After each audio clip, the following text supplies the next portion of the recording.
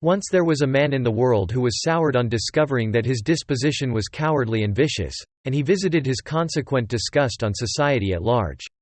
He was an ill-starred lover of nature, and nature in her wrath armed him with eloquence as with a scourge.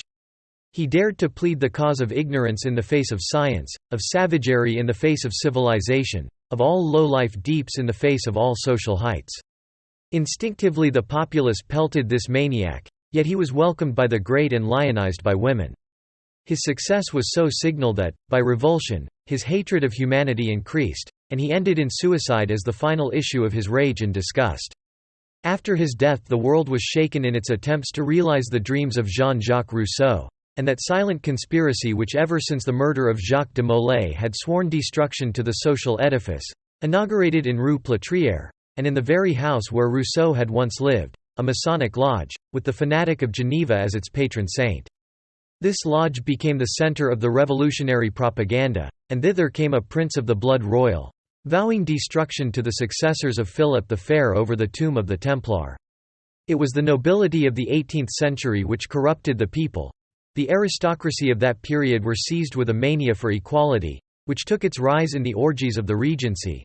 Low company was kept for the pleasure of it, and the court obtained diversion in talking the language of the slums. The archives of the Order of the Temple testify that the regent was its Grand Master, that he had as his successors the Duc de Maine, the princes of Bourbon-Condé and Bourbon-Conti, and the Duc de Cossé-Brissac. Cagliostro drew auxiliaries from the middle class to swell the membership of his Egyptian Rite. Everyone was eager to obey the secret and irresistible impulse which drove decadent civilization to its destruction. Events did not tarry, but as if impelled by hands unseen, they were heaped one upon another, after the manner foreseen by Cazot. The unfortunate Louis XVI was led by his worst enemies, who at once prearranged and stultified the paltry project of evasion which brought about the catastrophe of Varennes, just as they had done with the orgy at Versailles and the massacre of August 10. On every side they compromised the king. At every turn they saved him from the fury of the people, to foment that fury and ensure the dire event which had been in preparation for centuries. A scaffold was essential to complete the revenge of the Templars. Amidst the pressure of civil war, the National Assembly suspended the powers of the king and assigned him the Luxembourg as his residence, but another and more secret assembly had ruled otherwise. A prison was to be the residence of the fallen monarch, and that prison was none other than the old palace of the Templars, which had survived, with keep and turrets, to await the royal victim doomed by inexorable memories.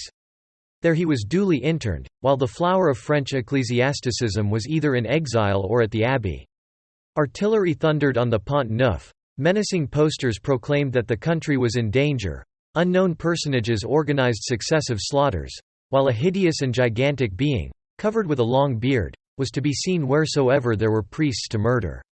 "Behold," he cried with a savage sneer, "this is for the Albigenses and the Vaudois.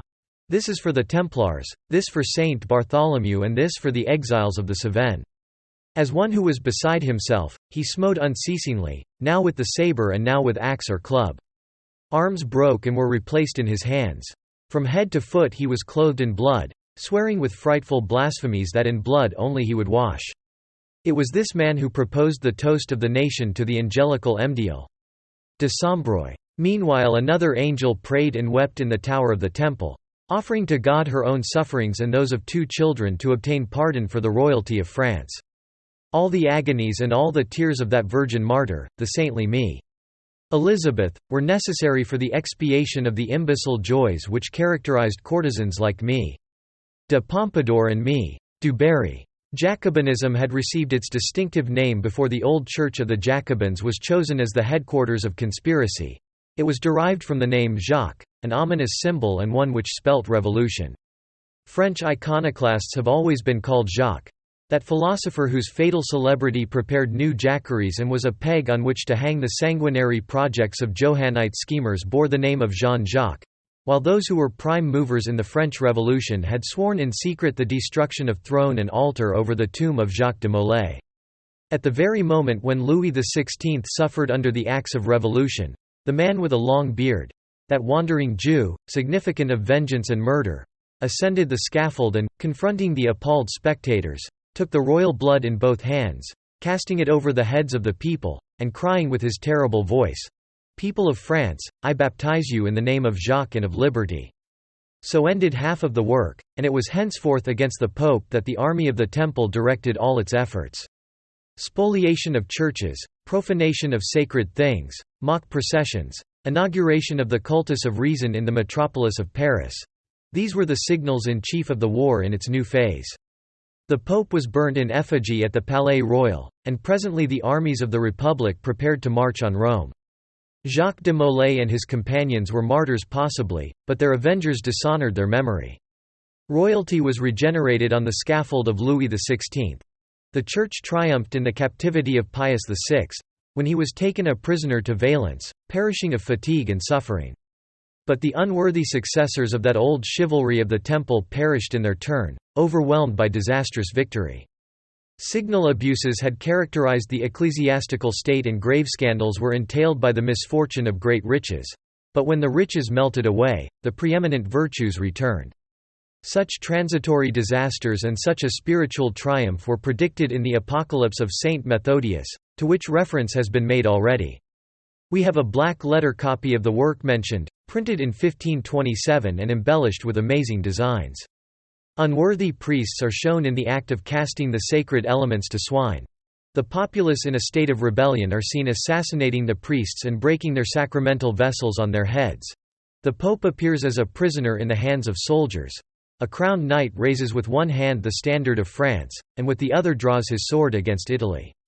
Finally, two eagles are depicted on either side of a cock, bearing a crown on his head and a double fleur-de-lis on his breast. One of the eagles combines with griffins and unicorns to drive the vulture from his eyrie, and there is a host of other marvels. This singular book may be compared with an illustrated edition of the prophecies attributed to Abbé Joachim, the Calabrian, wherein are exhibited portraits of all the popes to come, with the allegorical signs of their respective pontificates, down to the coming of Antichrist. These are strange chronicles of futurity, pictured as things of the past. They seem to intimate a succession of worlds wherein events are repeated, so that the prevision of things to come is the evocation of shadows already lost in the past.